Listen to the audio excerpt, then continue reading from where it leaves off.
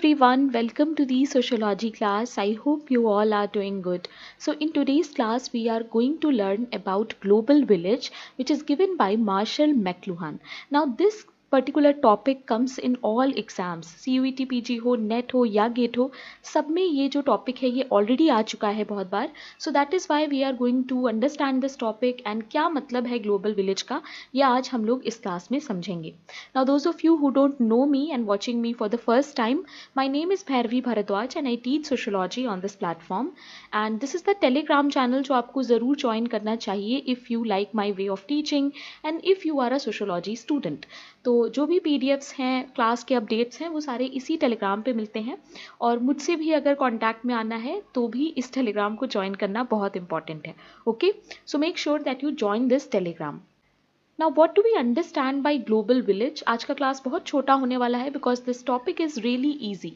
देखो, the term global village was coined by Canadian media theorist. Now ये जो martial मैक्लुहान है ये कैनेडियन थ्योरिस्ट हैं, प्लीज रिमेंबर दिस. ओके, इनकी दो बुक्स हैं, बहुत इंपॉर्टेंट बुक हैं दोनों में ही इन्होंने इस ग्लोबल विलेज के बारे में बात की है. ठीक है, what do we understand by global village? So global village means the whole world is becoming more connected because of spread of media technologies. इन्होंने ऐसा बोला कि because of media, because of technology, जो हमारा पूरा वर्ड है वो आपस में बहुत तेजी से कनेक्ट हो रहा है and hence he called it global village. यानी ये पूरा जो हमारा वर्ड है ये एक तरह का ग्लोबल विलेज बन चुका है, right, because of the technology.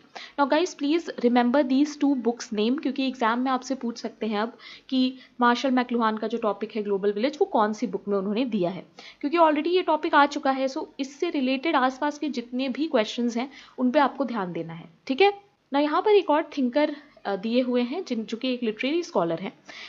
ये कहते हैं कि global village now often refers to how global co existence is shaped by transnational commerce, migration and culture.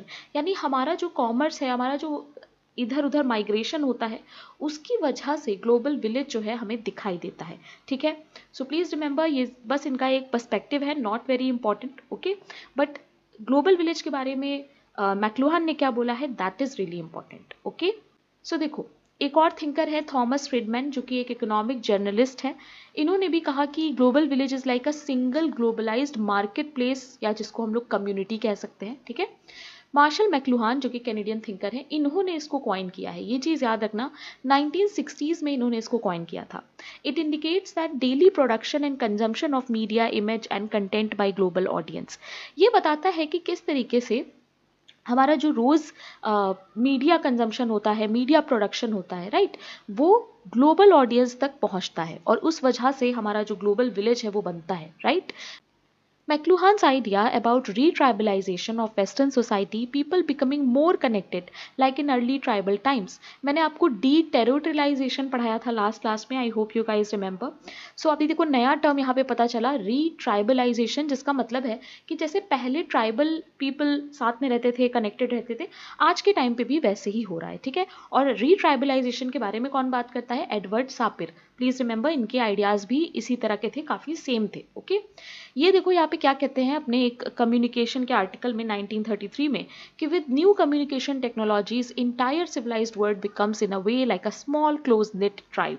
तो इन्होंने इसको क्या कहा, इन्होंने कहा ये सब जितना भी टेक्नोलॉजी है, कम्युनिकेशन है, व्हाट्सएप, इंस्टाग्राम, राइट, इन सब के चलते क्या होगा कि पूरा ग्लोब एक स्मॉल क्लोज नेट ट्राइब में कन्वर्ट हो जाएगा. Okay, please remember these statements guys, questions directly ऐसी स्टेटमेंट से बनते हैं. Okay, now McLuhan's explained that people are moving towards more personal interaction worldwide and causes and effect happen together instantly. इन्होंने कहा अब क्या है कि लोग अपने एरिया, अपने बाउंड्री तक सीमित नहीं है, they are going way beyond, worldwide जा रहे हैं वो, और पर्सनल इंटरेक्शंस उनके हो रहे हैं, right. The term global village means the whole world is connected through the internet. यहाँ पर इंटरनेट और इलेक्ट्रॉनिक कम्युनिकेशन बहुत इंपॉर्टेंट कीवर्ड है guys, please remember. Communication tools like Skype make it easier to talk and connect with people across country. यानी आप यहाँ पे बैठ के बाहर के किसी भी इंसान से बात कर सकते हैं बहुत ईजिली. सो इन सब वजह से ग्लोबल विलेज जो है वो बन रहा है, right. Now, in the global village, people go beyond just their local group, large society life every day. अब देखो इन्होंने क्या कहा कि हम लोग every day अपने लोकल या अपने ग्रुप से बियॉन्ड जाते हैं, ठीक है। सो यहाँ पर इन्होंने जो टर्म्स यूज किए थे ना वो है माइक्रो, मेसो एंड मैक्रो, ठीक है। तो ये चीज याद रखना, माइक्रो का मतलब है लोकल, ग्रुप यानी कि मेसो, एंड लार्ज सोसाइटी की बात जब करी है तो इन्होंने मैक्रो वर्ड यूज किया है, ठीक है। ये चीज याद रखना। Individuals are now part of complex worldwide networks, यानी अब हम जो हैं हम एक कॉम्प्लेक्स नेटवर्क का पार्ट हो गए हैं, right.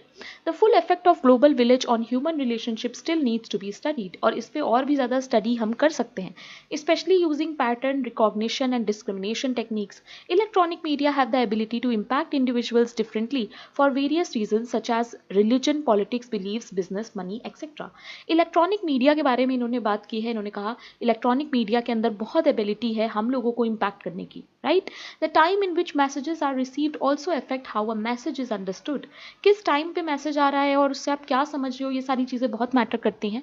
मैक्लुहान्स approach helps us understand what is happening to the world and how we should respond. इनका कहना था कि हम लोगों को ये समझना चाहिए कि वर्ल्ड में क्या चल रहा है एंड उसका रिस्पॉन्स हमें कैसे देना चाहिए, right. According to McLuhan we should adopt ecological thinking. Please remember this keyword, ecological thinking के बारे में इन्होंने बोला था। इन्होंने कहा हमें अवेयर रहना चाहिए हर चीज़ के बारे में, ठीक है। इंटरकनेक्टेड थ्रू इलेक्ट्रॉनिक मीडिया, यानी जो भी चीज़ें इस तरह से इलेक्ट्रॉनिक मीडिया से कनेक्टेड हैं we should get aware about that, okay. In the global village maximum disagreement on all issues is unavoidable because everyone's view are shared instantly and openly. इन्होंने कहा ये जो ग्लोबल विलेज है, ये जो social network का हमारा एक ग्लोबल विलेज बन गया है, इसमें डिसएग्रीमेंट्स भी होते हैं क्योंकि सारे टॉपिक्स पे सब लोग एकदम एक्सेप्ट कर लें और सब एक ही पेज पे हो, ऐसा पॉसिबल नहीं है। तो बहुत ज़्यादा ओपनली डिसएग्रीमेंट्स भी देखने को मिलते हैं। You guys know all this, Twitter खोलो, इंस्टाग्राम खोलो, वहाँ पे ये सब चलता ही रहता है, right. So in the global village, people use technology to become part of digital community. So actually global village से ये किसकी बात कर रहे हैं, ये digital community की बात कर रहे हैं, ठीक है, जो कि mentally connected होते हैं but they are not physically connected. Okay, each social media platform becomes a kind of digital home. इन्होंने कहा कि ये जितने भी सोशल मीडिया प्लेटफॉर्म है एक तरह का आपका डिजिटल होम बन चुके हैं। लेटिंग पीपल एक्सप्रेस, आपने देखा होगा बहुत सारे जो लोग हैं आज की डेट में, आज के जो न्यू स्टूडेंट्स हैं, यू गाइस हैव सीन कि वो लोग अपने रियल लाइफ में उतना एक्सप्रेस नहीं कर पाते हैं because of all these digital things that they have, because वहाँ पर they feel safe to express but real life में they are not able to express, right? So ये सारी चीज़ें हैं जो you can understand with this global village topic, right? In understanding media and later books, McLuhan never claimed that the global village would create unified or peaceful community. Please remember this.